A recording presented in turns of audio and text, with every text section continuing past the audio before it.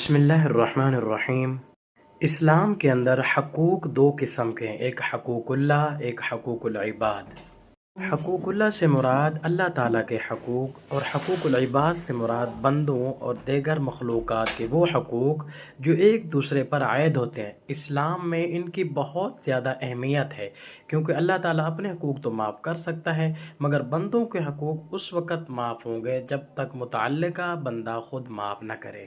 حقوق العباد میں والدین کے حقوق ہیں کہ ان کی فرما برداری، خدمت، اچھا سلوک کرنا۔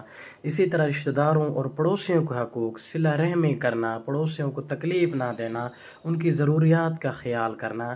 اسی طرح معاشرتی حقوق ہیں کہ سچ بولنا، جو وعدہ کرنا ہے اس وعدے کو پورا کرنا، غریب، یتیم، محتاجوں کی مدد کرنا۔ یہ وہ حقوق ہیں جو اسلام نے ہمیں سبق دیا ہے۔ حقوق کی ادائیگی کے مختلف مراتب ہیں، درجے ہیں۔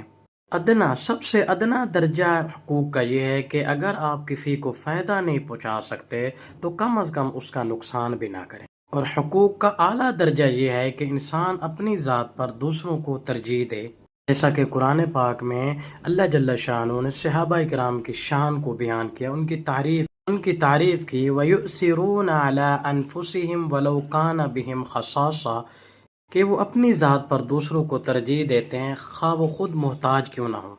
تاکہ قیامت والے دن جانور بھی زندہ کیے جائیں گے، اور وہ جانور بھی زندہ کیے جائیں گے جن کے سینگ تھے، جنہوں نے سینگ والے نے بغیر سینگ والے کو مارا، اس کو بھی انصاف ملے گا، سب کو برابر برابر حساب ملے گا۔ جب سب کو انصاف مل جائے گا تو اللہ فرمائیں گے مٹی ہو جاؤ۔